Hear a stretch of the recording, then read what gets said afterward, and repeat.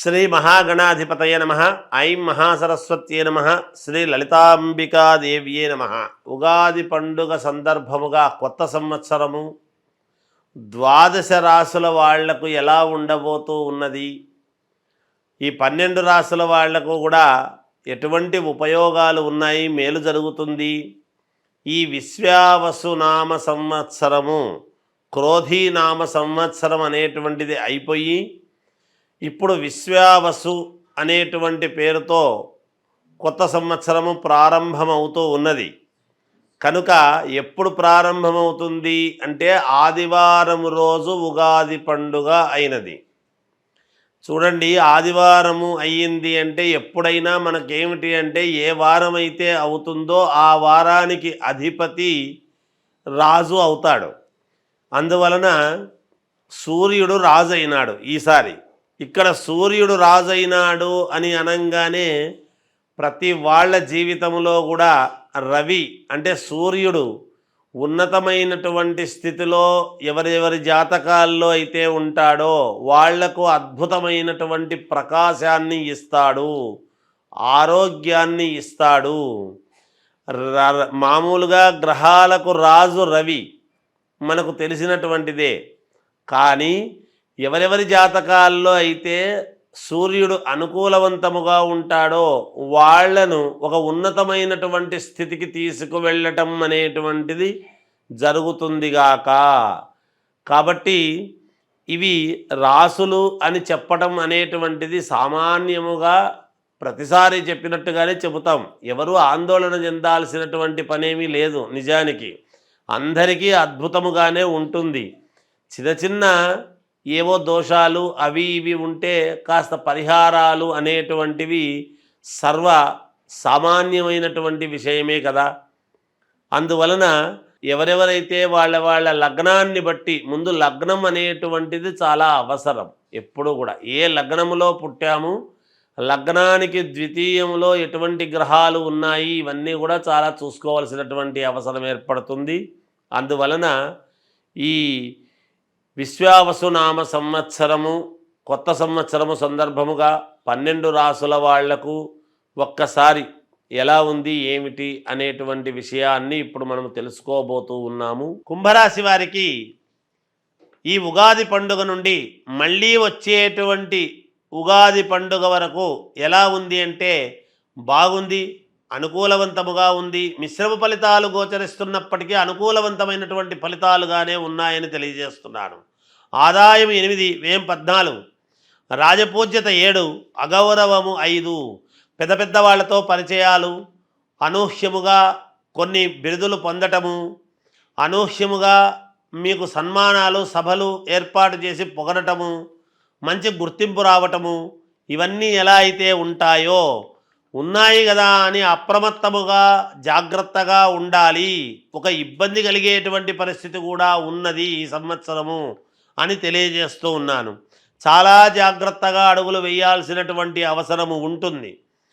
ఆలోచనలతో నడుచుకోవాలి. మీ యొక్క ఆలోచనలకు బాగా పదును పెట్టుకోవాలి. బంధువులతో చాలా జాగ్రత్తగా ఉండాలి. అనవసరమైనటువంటి ఇబ్బందులు కొని తెచ్చుకోకుండా ముందే ఆలోచనలు చేసి జాగ్రత్త పడండి. అధిక ఖర్చులు అనేటువంటివి ఉంటాయి కాబట్టి జాగ్రత్తగా ఎక్కడ ఖర్చు పెట్టాలనో ఆచితూచి అడుగులు వేసి అక్కడ మాత్రమే ఖర్చు పెట్టండి. మీకు మేలు జరుగుతుంది. మనశ్శాంతి లేకుండా ఉండేటువంటి పరిస్థితులు ఏర్పడుతూ ఉండబోతుంటాయి.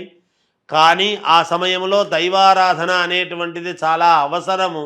లేదా గోవును సేవించండి, తప్పకుండా మేలు జరుగుతుంది.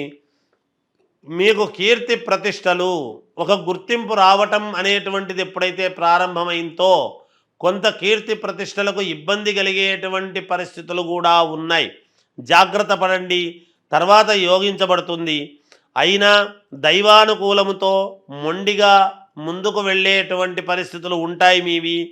ఉద్యోగస్తులకు చాలా అద్భుతముగా ఉన్నది. లేదా ఈ స్థానము మారి ఇంకో స్థానంలోకి వెళ్ళటము కానీ, లేదా ప్యాకేజీలు పెరగటము కానీ, లేదా మీరు ఉన్నతమైనటువంటి స్థానంలోకి మీరే వెళ్ళటము కానీ, స్థాన చలనం అనేటువంటిది ఉంటూ యోగం వైపు మీ యొక్క నడక ఉండబోతున్నది. వ్యాపారస్తులు జాగ్రత్తగా అడుగులు వెయ్యాలి. వ్యాపారం ఎలా అయితే అలా మొదలుపెట్టి ఎలా బుద్ధి పుడితే అలా చేస్తాము అంటే కుదరదు. జాగ్రత్తగా చేయండి, డబ్బులొస్తాయి. పోలీసులకు, డాక్టర్లకు చాలా యోగవంతమైనటువంటి కాలం. అధికముగా శ్రమ అనేటువంటిది ఉంటుంది. శ్రమపడండి, తగిన ఆదాయాన్ని పొందండి. విదేశాలకు వెళ్ళేటువంటి వాళ్ళు వెళ్ళవచ్చును, అక్కడే వ్యాపారాలు చేయొచ్చు, చదువుకోవచ్చు, ఏ రకంగానైనా అక్కడికి వెళ్ళాలి అంటే వెళ్ళవచ్చును. కుటుంబంలో చిన్న చిన్న ఇబ్బందులు, చికాకులు అనేటువంటివి సర్వసాధారణం. అయితే అవన్నీ ఒక కొలిక్కి వస్తాయి. తప్పకుండా మేలు జరుగుతుంది, విజయం సాధిస్తారు. సినిమా రంగంలో ఉండేటువంటి వాళ్లకు, రాజకీయ రంగంలో ఉండేటువంటి వాళ్లకు, అలాగే కళాకారులకు, ముఖ్యముగా రైతులకు అందరికీ కూడా జాగ్రత్తగా అడుగులు వేయండి, లాభాలు పొందండి, మేలు జరుగుతుంది. 12 రాసుల వాళ్లకు కూడా అంటే మేషము నుండి మీనరాశి వరకు కూడా మీ జాతకపరంగా ఏదైనా లోపాలు ఉంటే చేసుకునేది చేసుకుంటూ విశ్వావసునామ సంవత్సరములో మీరు ఎటువంటి పరిహారాలు చేసుకుంటే మేలు జరుగుతుంది అని గనక అనుకున్నాము అంటే, గోవుకు అంటే ఆవులు ఉంటాయి, ఆవులో 33 కోట్ల దేవతలు ఉన్నారు అనేటువంటిది ప్రతీక అందరికీ తెలిసినటువంటి విషయమే. ఈ గోవుకు ఏం చేయాలి అంటే మంగళవారము, గురువారము ఈ 2 వారాలు మీరు గోమాత దగ్గరికి వెళ్ళి ఆ గోవుకు ఎడమవైపు ఉన్నటువంటి కొమ్ముకు మాత్రమే పసుపు పట్టించి కుంకుమ పెట్టి మీరు 9 ప్రదక్షిణలు చేసి ఆ గోవు తోకతో పుచ్చముతో మీ యొక్క తల మీద కొట్టుకొని రండి. ఇలా ఒక 7 సార్లు చెయ్యండి.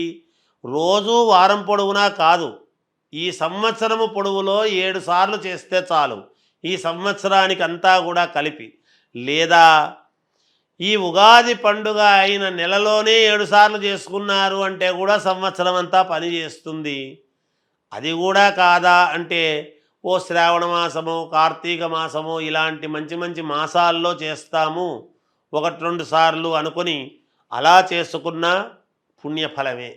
ఏది ఏమైనా ఈ సంవత్సరములో ఒక 7 సార్లు అయితే గోవును మీరు సందర్శించి 9 ప్రదక్షిణలు చేసి ఆ గోవు ఎడమ కొమ్ముకు అంటే మనము నిలబడినటువంటి చోట కుడి చేత్తో ముట్టుకుంటే దానికి ఎడమదవుతుంది, అటువంటి ఎడమ కొమ్ముకు మాత్రము పసుపు పట్టించి కుంకుమ పెట్టి ఏదైనా తోటకూర లాంటిదో, పళ్ళో, లేదా ధాన్యం అంటే బియ్యము కాకుండా జొన్నలు కానీ ఇలాంటివి, లేదా అలసందలు కానీ ఇలాంటివి ఏవో ఉంటాయి కొంచెం, అలాంటివి ఏవి పెట్టినా పుణ్యప్రదమే అవుతుంది, మీకు మేలు జరుగుతుంది, చాలా వరకు పరిహారము జరుగుతుంది అని తెలియజేస్తూ జయోస్తు.